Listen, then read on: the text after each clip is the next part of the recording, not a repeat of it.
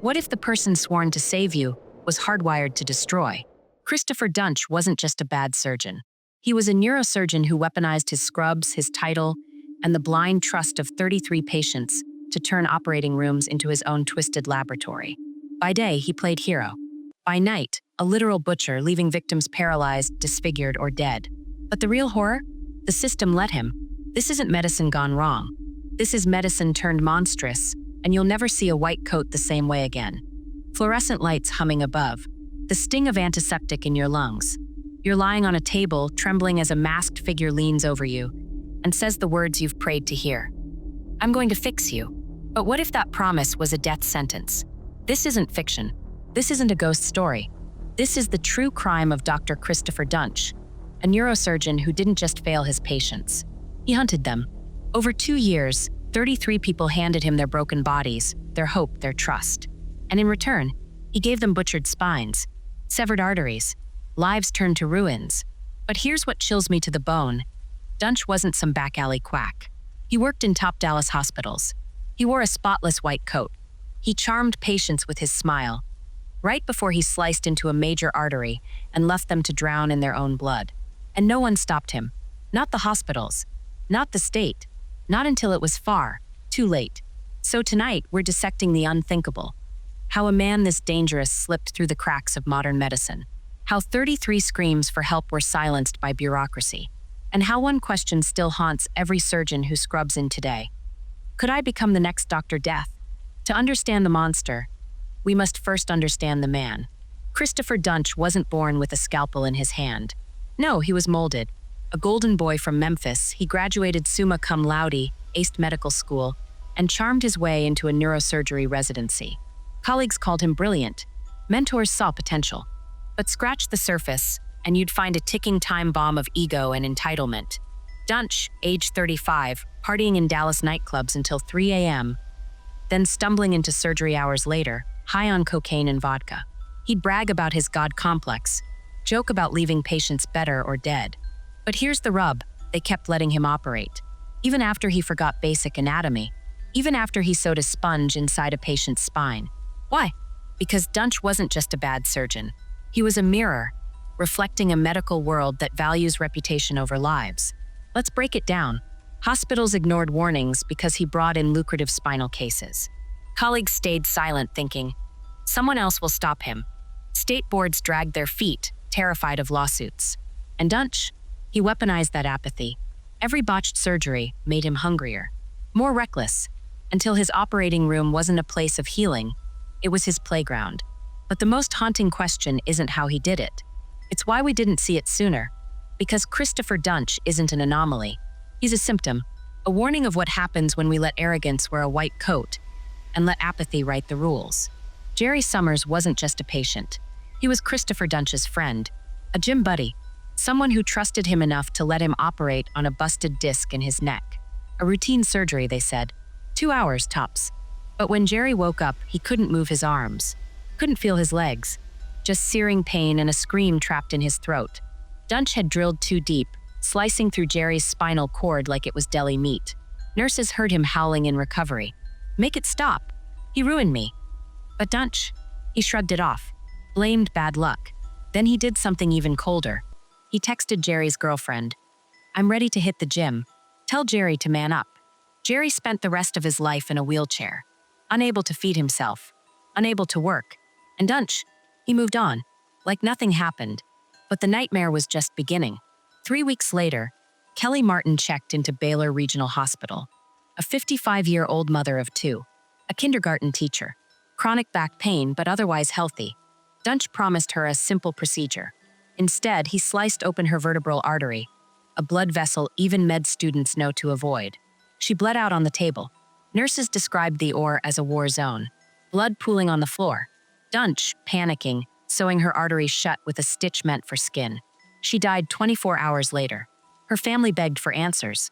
The hospital gave them silence and a bill for $90,000. Then came Jeff Glidewell, a cheerful mechanic who walked into Duntsch's or for a spinal fusion. He left with a screwdriver tip embedded in his spine. Duntsch had snapped a surgical tool mid-operation and left it inside him. Jeff's wife found him collapsed on the bathroom floor days later, feverish and vomiting.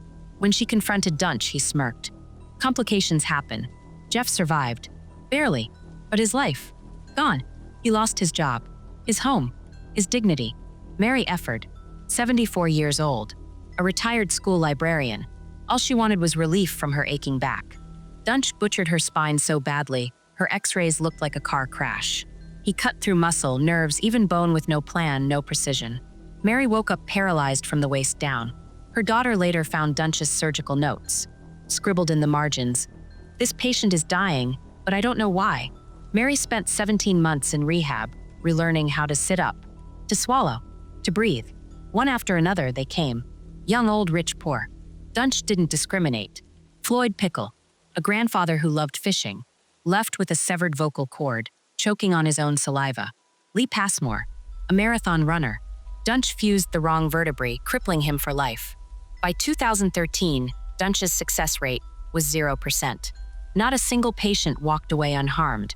2 dead, dozens maimed, families shattered. But here's the kicker, hospitals knew. At Baylor, nurses wrote incident reports. Duntsch is dangerous, they pleaded. Administrators shredded the files. Why? Because Duntsch brought in millions for spinal surgeries. Profits over patients.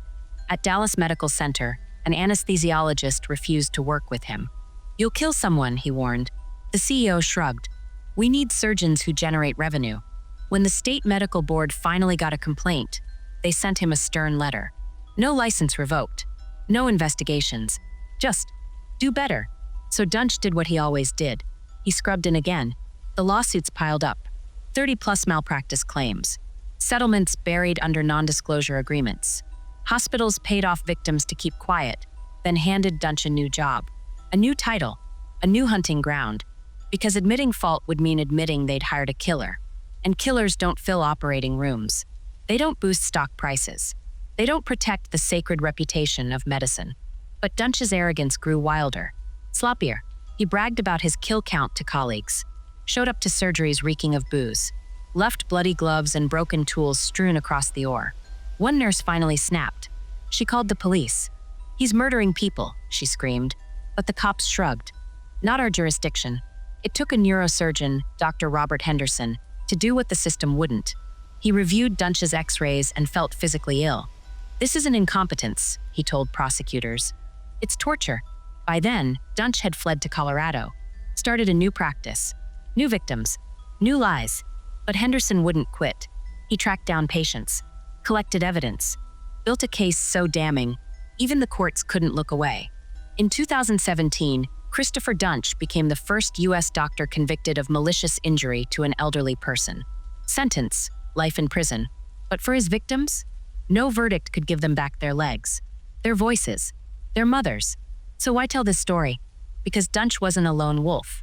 He was a product of a system that values greed over grace. That silences whistleblowers. That protects its own, even when its own are monsters. Jerry, Kelly, Jeff, Mary, they trusted the white coats, the diplomas, the gleaming hospitals, and the system fed them to a wolf. Next time you hear, "Trust me, I'm a doctor," remember the 33. And ask yourself, who's next? Christopher Duntsch didn't need to hide. He didn't need aliases or disguises. His greatest weapon was hanging right there on the OR wall, a white coat, a symbol of trust, of authority, of godlike power, and he wielded it like a blade. When patients woke up in agony, unable to move, he'd lean over their beds and say, "Pain is normal." When families begged for answers, he'd smirk, "You're just unlucky." And when nurses tried to sound the alarm, hospitals shut them down. Fast. Take Jerry Summers, paralyzed, screaming, trapped in a broken body. The hospital's response? Transfer Duntsch to another department. No investigation. No warning to future patients. Just scrub the records. But why? Because lawsuits are messy, scandals are expensive, and surgeons like Duntsch, they're cash cows. A single spinal fusion surgery bills at $500,000. Hospitals needed him on the payroll, even if he left corpses in his wake. The playbook was simple. Step 1, gaslight the victims. Lee Passmore, a former athlete, confronted Duntsch after a botched surgery left him crippled. "Did you even know what you were doing?" Duntsch stared him down. "You're depressed. Get therapy." Classic gaslighting. Make the victim doubt their own pain. Step 2, Silence the whistleblowers. Nurses at Dallas Medical Center filed 37 incident reports in 6 months. He's drunk during surgeries. He's cutting blindly. Administrators deleted the files. Threaten the nurses. Keep talking and you'll lose your license. Step 3. Exploit bureaucracy. In 2012, an ER doctor named Dr. Randall Kirby saw Duntsch's handiwork. A patient with a severed vertebral artery, bleeding to death. Kirby wrote a letter to the Texas Medical Board. Stop this man now. He's a serial killer. The board's response? A 2-year investigation. Paperwork. Meetings. Red tape. Meanwhile, Duntsch kept operating. But the darkest trick in his playbook? Plausible deniability. Prosecutors needed proof he was intentionally harming patients. Not just reckless, not just high, malicious. But how do you prove evil intent when the system is designed to protect its own? Duntsch knew this. He'd botch a surgery, then shrug. Oops, learning curve. He'd leave a sponge in a spine, then blame the nurse. She handed me the wrong tools. Hospitals played along. Mistakes happen, they'd tell families. Medicine isn't perfect. But Mary Efford's surgery tells a different story. Mary's operation was so catastrophic, Duntsch's own surgical notes read like a confession. I cut the wrong tissue, tore a major vein, couldn't stop the bleeding. He closed her up anyway, let her bleed internally for days. When she nearly died, he called it a rare complication. Rare? For Duntsch, it was Tuesday. By 2013, the pattern was undeniable. 2 patients dead, dozens mutilated. But Duntsch kept getting jobs. Better jobs. Why? Because hospitals didn't share records. They didn't warn each other.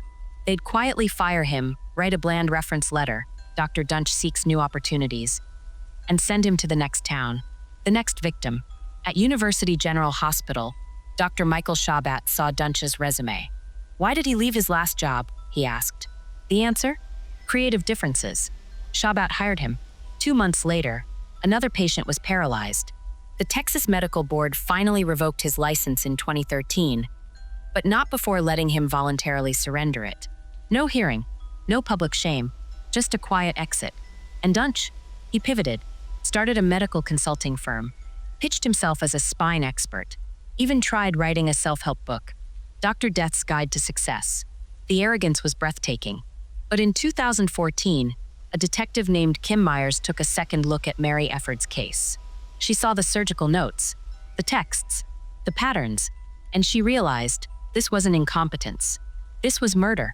Prosecutors charged Duntsch with aggravated assault, a rare move against a doctor. At trial, his lawyers argued, he's just a bad surgeon.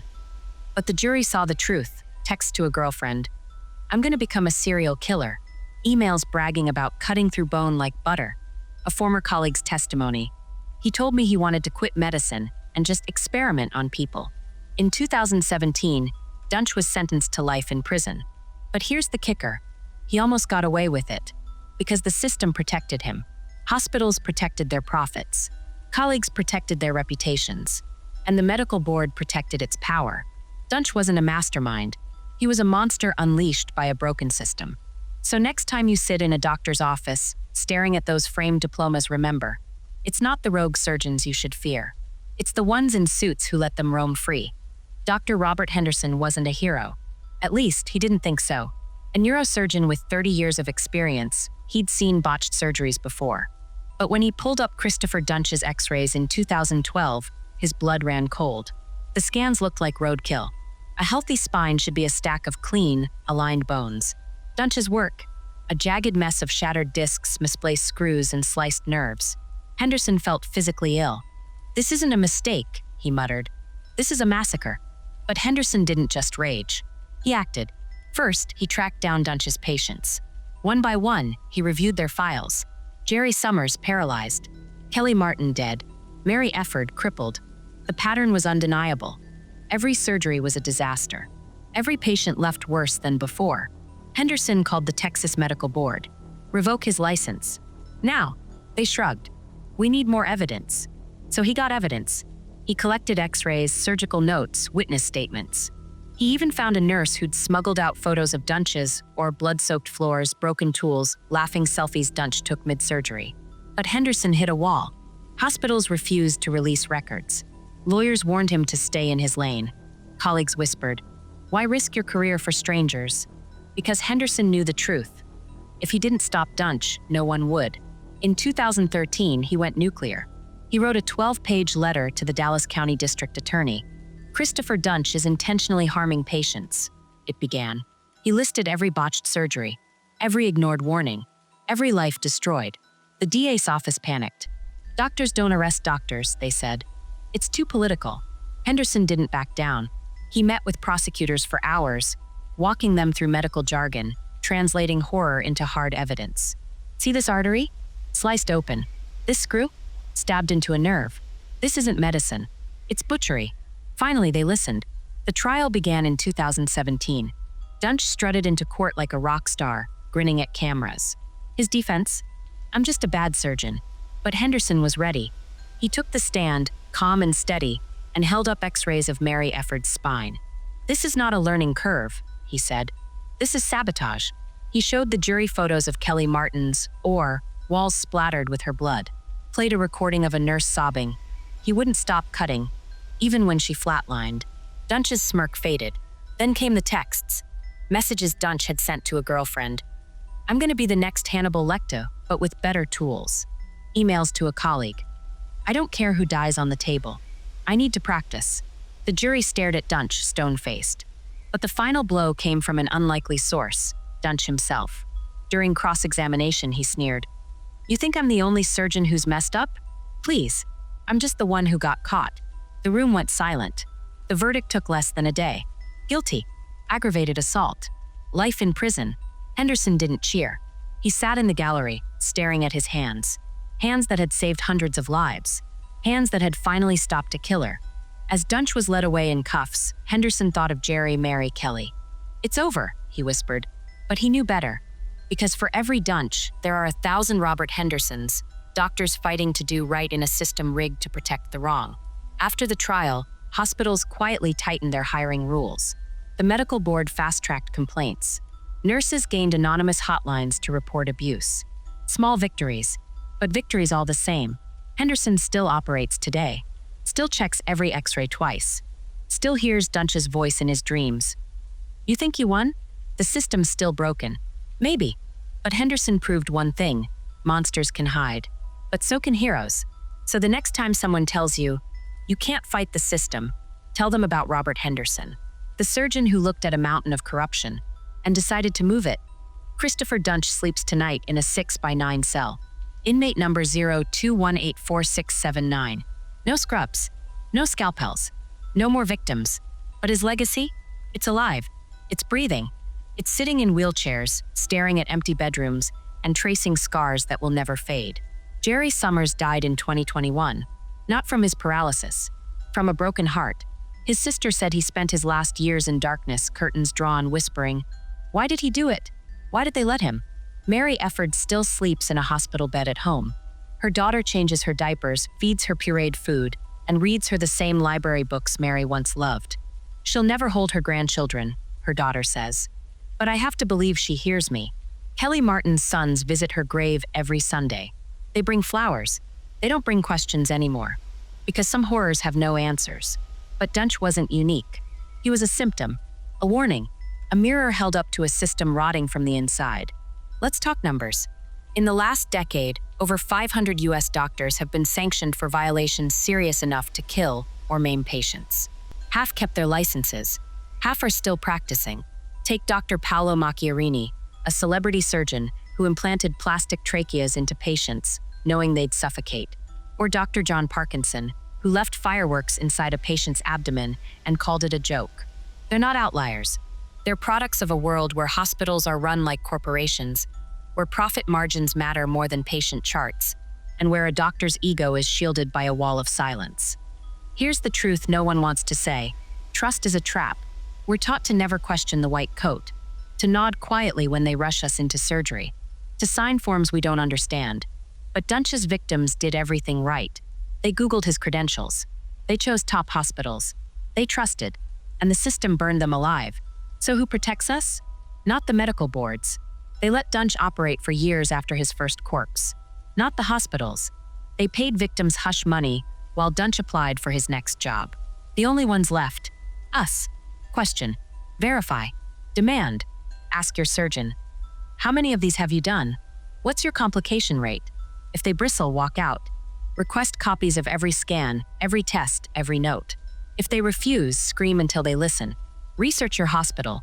Not their reputation, their malpractice settlements. Their hidden fines.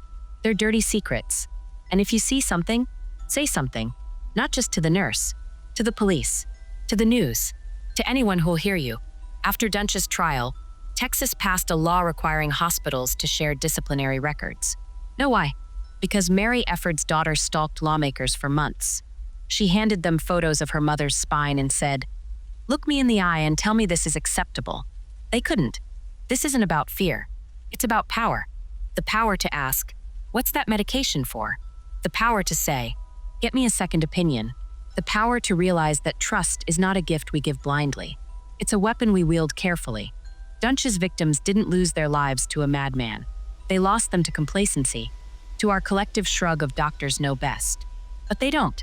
They're human, flawed, fallible, and sometimes monstrous. The white coat isn't a shield.